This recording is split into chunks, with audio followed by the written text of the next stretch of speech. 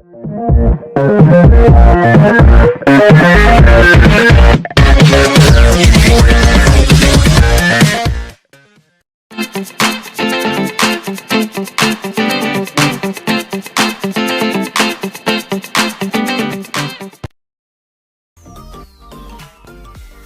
everyone, Assalamualaikum warahmatullahi wabarakatuh. Perkenalkan, saya Ami Silmia, NIM 20103100079. Pada kali ini kita akan membahas mengenai dunia remaja. Apa sih itu dunia remaja? Yuk langsung kita cari tahu.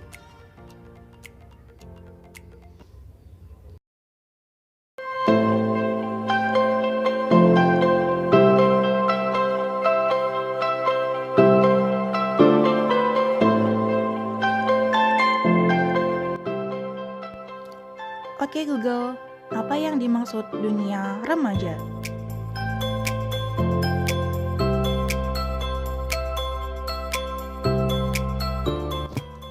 Masa remaja atau disebut dengan masa pubertas merupakan masa peralihan dari masa anak-anak ke masa remaja.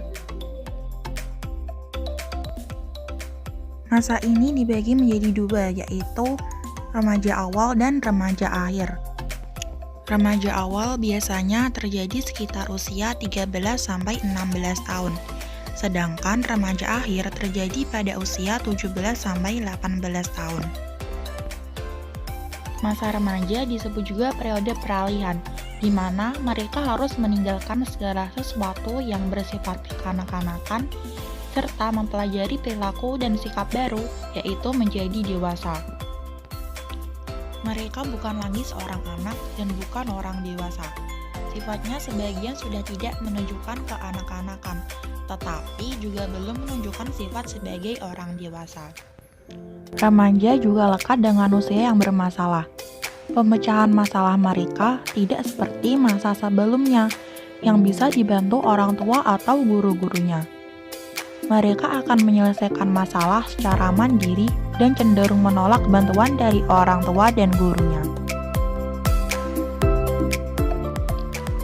Sekarang, mari kita bahas perkembangan-perkembangan penting yang dialami oleh remaja. Yang pertama, perkembangan emosional. Remaja memiliki ketegangan emosi yang bersifat X atau biasa disebut badai dan Doppan, Sturm und Drang. Menggambarkan emosi yang tidak menentu, tidak stabil, dan meledak-ledak. Hal ini sering diwujudkan dengan cepat marah, cemas, gelisah, menyendiri, sentimen, nervous, menggigit kuku, atau juga menggaruk-garuk kepala. Gejala tersebut biasanya disebabkan oleh banyak faktor seperti perubahan hormon, nutrisi, anemia, kurang kalsium, cacat tubuh, keluarga yang tidak harmonis, atau tuntutan yang sangat tinggi. Bisa juga karena banyak hambatan di dalam keluarga, seperti hambatan keuangan atau peraturan yang sangat ketat.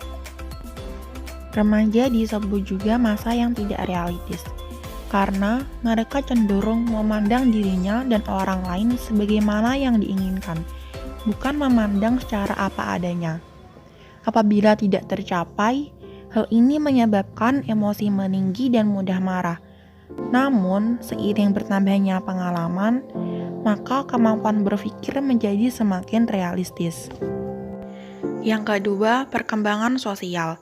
Remaja disebut juga periode memahami identitas. Mereka berusaha menunjukkan siapa diri mereka dan peranannya dalam kehidupan masyarakat. Pergaulan dan interaksi sosial dengan teman sebaya bertambah luas dan kompleks.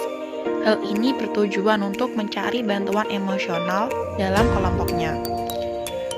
Karena keberhasilan dalam pergaulan akan menambah rasa percaya diri, sedangkan ditolak dalam kelompok merupakan hukuman yang sangat berat.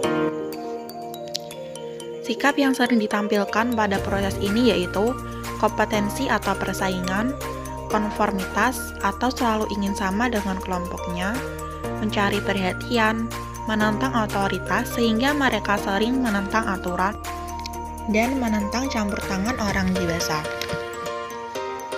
Yang ketiga, perkembangan fisik. Remaja disebut juga periode perubahan, ditandai dengan perubahan fisik yang pesat, perubahan perilaku, sikap, emosi, dan minat. Pertumbuhan fisik yang cepat ini berpengaruh pada perkembangan psikososial yang ditandai dengan mereka biasanya lebih dekat dengan teman sebaya daripada keluarganya. Remaja juga diharapkan dapat memenuhi tanggung jawab sebagai orang dewasa. Namun, karena mereka belum memiliki pengalaman, sehingga sering mengalami kegagalan. Kemudian akan menimbulkan masalah seperti frustasi atau konflik. Yang keempat, perkembangan kognisi. Remaja telah memiliki kemampuan introspeksi, yaitu berpikir kritis tentang dirinya serta berpikir logis terhadap hal-hal yang penting dalam memengaruhi keputusan. Ciri berpikir mereka biasanya idealis, egosentris, dan kompetensis. Nah, itu tadi keempat perkembangan penting yang terjadi pada masa remaja.